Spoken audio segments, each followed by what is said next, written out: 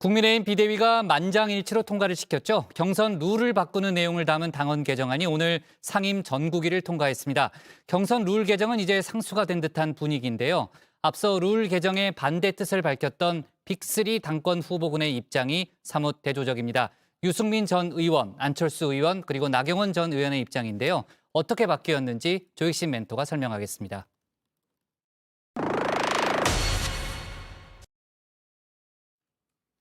당원 투표 100%와 결선 투표제, 그리고 역선택 방지 조항 도입. 국민의힘 비대위가 올린 당원 개정안이죠. 오늘 국민의힘 상임 전국위가 원안 그대로 가결을 했습니다. 오늘 23일 전국위와 상임 전국위의 의결을 거치면 당원 개정 작업은 마무리가 되는데요. 그야말로 일사천리입니다. 전당대 룰 개정에 반대했던 비윤계 후보군들, 비대위 결정에 날선 반응을 내놨었죠. 속된 표현으로 이 당대표 뽑는 게 뭐 골목대장이나 친목회장 선거가 아니지 않습니까? 네. 좀 정정당당하게 국민 앞에서 정정당당한 모습을 보이는 것이 우리 총선에 도움이 된다. 어떤 미사 역으로 갖다 붙여도 이번 결정, 당원 투표 100%라는 거는 이거는 대통령 명령에 따라 가지고 윤핵관들이 이거는 유승민 하나를 죽이기 위해서 한 폭거다, 그렇게 보는 거죠. 결과적으로 소귀의 경일기가 된 셈인 듯 싶은데요. 연불은 당 지도부와 친윤계에서도 외고 있죠.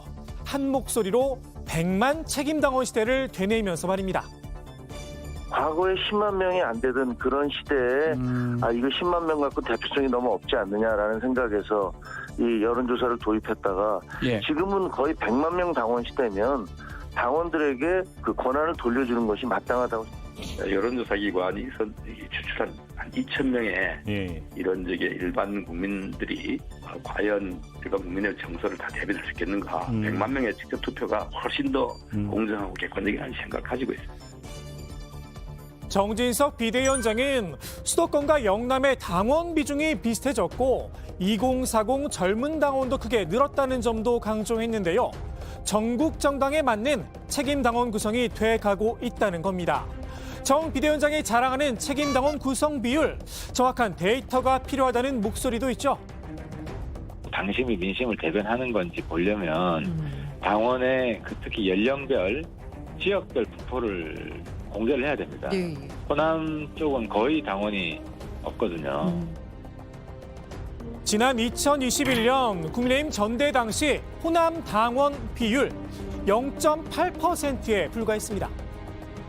전당대 과정에서 다소 이제 좀 부끄러운 통계가 노출되었다면은 호남 지역 당원의 비율이 0.8%라는 그 통계와 그리고 20대, 30대, 40대를 다 합친 당원의 수가 30%대로 아주 적게 나타났다는 그런 통계일 텐데요. 과연 지금은 많이 바뀌었을까요? 호남 비율이 높아졌다면 정 비대위원장이 따로 설명을 하지 않았을까 싶습니다. 굳이 감출 필요는 없으니 말입니다. 국민의힘이 자랑하는 100만 책임 당원, 오염이 됐을 수도 있다는 지적도 나오고 있죠.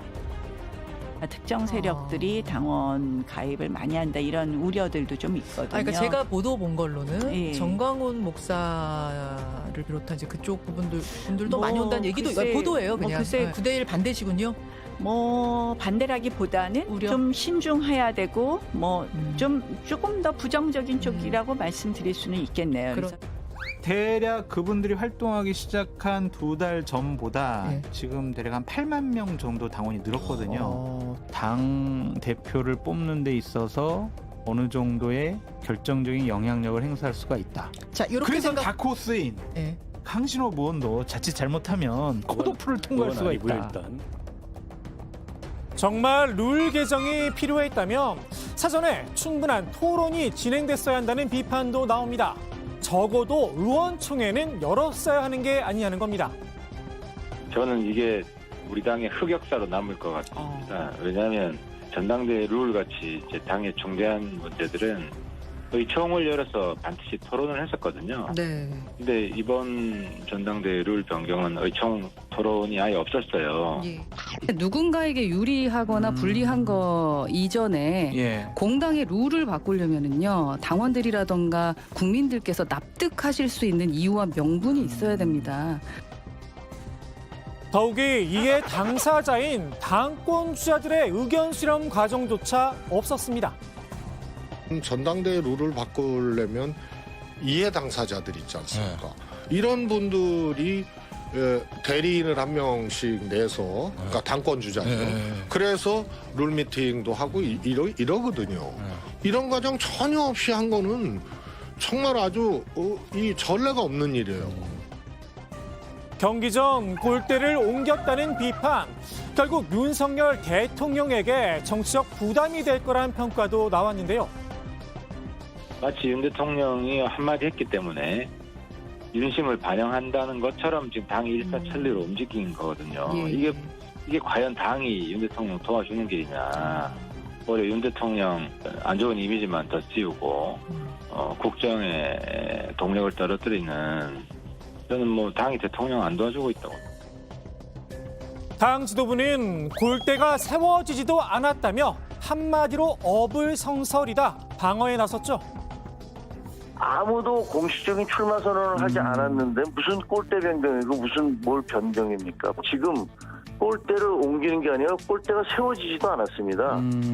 그런데 그것은 무슨 골대를 옮긴다 만다라고 얘기하는 것들은 제가 보기에는 어불성설이고요. 글쎄요, 18년 동안 지켜져온 경선 룰 규정, 과연 꼴대가 아니라고 할 수 있을까요? 국내 주요 일간지들이 사설을 통해 이번 룰 개정을 일제히 비판하고 나선 이유가 있겠죠. 진보와 보수 가릴 것 없이 당당하지도 공정하지도 않다 쓴소리를 내뱉었습니다. 한마디로 속이 뻔히 보인다는 겁니다. 지금 바꾸는 목적이 너무 유승민 제외다. 예, 우리가 이제 정치인들이 다 겉다르고 속다른 사람끼리 모여 있다고 비판을 하지만 속이 뻔히 들여다보이는 일은 좀 하면 안 되거든요. 우리 김지현 최고께서 보시기에도 속이 뻔히 들여다보이는데. 아니 이제 뻔히 들여다보이는 걸로 보이죠. 여론이야 어찌 됐든 룰 변경은 이미 기정사실화된 듯 싶은데요. 대세에 빠르게 몸을 맡긴 후보군도 등장을 했죠. 바로 나경원 저출산 고령사회위원회 부위원장입니다. 앞서 룰 변경에 반대한다는 뜻을 내비쳤었는데요. 입장을 싹 바꿨습니다.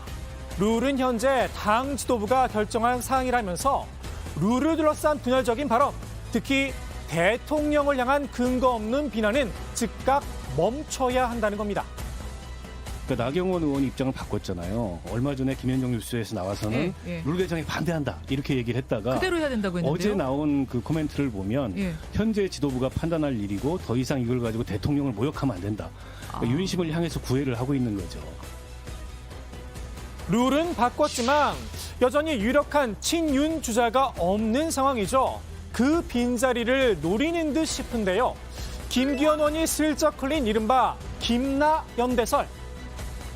나경원 그 대표 같은 경우도 저하고는 아주 코드가 잘 맞는 분이고 또 그동안 여러 가지 일들 하면서 많은 공감대를 이루었던 분이시기도 하고요. 최근에도 수시로서 대화를 나눈 사이고 하기 때문에 앞으로 역할을 잘 분담해서 당을 이끌어갈 수 있는 좋은 파트너가 아닐까. 나 부위원장은 어느 당권 주자와도 연대할 생각이 없다 확실하게 선을 그었습니다. 김기현 의원 혼자 김치국만 들이킨 셈인데요. 자칫 잘못하면 정성껏 만들어 놓은 김장김치까지 뺏길지도 모르겠습니다. 관저에 초대받지 못해 윤심과는 거리가 있다는 평가를 받았던 나 부위원장. 관저는 아직 못 갔습니다. 특별한 분들만 가시는 것 같네요. 관저 갔다 와야지 낙점이 된다고. 기존 친윤주자들이 시원치 않아서일까요? 친윤계에서 우리 후보다 첫 손에 꼽는 주자로 위상이 바뀌었습니다. 친윤계로서 이제 굉장히 주요하게 언급되는 분들이 이제 뭐 여러분 중에 보면 제가 판단하기에 이제 나경원 전 대표, 그다음에 그렇죠. 김기현, 그다음에 권성동 일단 주요 부분은 세 분이고 어느 정도 우열이 정해진다면 아마 단일화를 하실 거로 저는 예상합니다. 당심에서 상당한 지세를 확보했다고 자부하는 나 부위원장. 유리한 고지를 선점한 상황이 아닌가 싶습니다. 나 부위원장만큼 당심에서 자신감을 보이고 있는 후보군이 또 한 명 있죠. 바로 안철수 의원인데요. 룰을 바꾸건 상대가 누구건 상관없이 저는 이길 자신이 있습니다만 이 총선에서 이기는 것이 이번 당대표의 목표이기 때문에 그 과정에서도 여론, 특히 민주당 지지층이 아닌 국민의힘 지지층의 목소리가 반영되는 것이 그게 더 우리한테 유리하다. 그런 뜻에서 제가 그런 주장들을 계속 해왔던 것이고요. 룰 변경에 반대했던 건 개인의 유불리를 떠나 총선 승리를 위한 고언이었다는 점을 강조했습니다. 그러면서 김기현 의원을 정조준했는데요. 안 의원이 골목대장을 뽑느냐라고 비판을 하자 김 의원이 당원은 못 믿는데 그 당의 당대표는 한번 해보겠다는 거냐? 인지 부조화 아니냐? 나를 세웠었죠. 안 의원은 김 의원의 과거 발언을 소환해 왜 말을 바꿨느냐? 다시 역공을 취했습니다. 6.11 전당대회에서 그때 이준석 전 대표가 여론조사에서 선전을 했었죠. 거기에 대해서 또 뭐라고 말씀하셨냐면 당의 역동성을 보여주는 것이다. 국민의힘은 변화를 요구받고 있다. 당의 정책 기조를 중도 노선으로 전환해야 한다. 또 이렇게 말씀하셨습니다. 뭐 한마디로 2022년에 김기현 전 원내대표가 아니라 2021년에 김기현 원내대표가 옳다. 저는 그렇게 말씀드리겠습니다. 이번 룰 변경에 타깃이 됐다는 평가가 나오고 있죠. 유승민 전 의원, 조만간 당대표 도전 여부를 밝힐 걸로 보이는데요. 정말 우리 축구 대표팀 꺾이지 않는 마음, 그걸 가지고 계속 정치를 하겠습니다. 제가 이 시기에 국민의힘 대표가 되는 게 나라를 위해서 또 이 정부 성공을 위해서 정말 옳은 길이냐, 저는 그 소명의식에 대한 확신이 들면 언제든지 제 결심을 밝히겠습니다. 유 전 의원에게 룰 변경이 오히려 전화 위복이 될 수 있다는 이야기도 나옵니다. 원래 정치의 본질이 핍박받고 공격받고 이런 사람이 오히려 더 뜨는, 더 인기 끄는 게 정치의 본질이거든요. 윤 대통령도 그랬잖아요. 또 이번 전당대회는 유승민 스포트라이트를 받는 전당대회가 될 수밖에 없다라고 볼 수밖에 없죠. 7대3 룰에서 나가서 지면 그 뒤에 애매한데 전망이 이렇게까지 유승민 차단법을 만들었는데 나가서 선전하면 저도 진 게 아니에요. 윤석열 vs 유승민이라는 이 여권 내 역학을 확실히 만들어내는 거기 때문에 긴 정치 전망에서 유승민 의원은 위너가 되는 거죠. 룰 변경의 나비 효과, 과연 최후에 웃는 사람은 누가 될까요? 다만 본래의 목적은 분명해 보이죠. 오늘의 정치 인사이드 이렇게 정리합니다. 눈 가리고 아웅.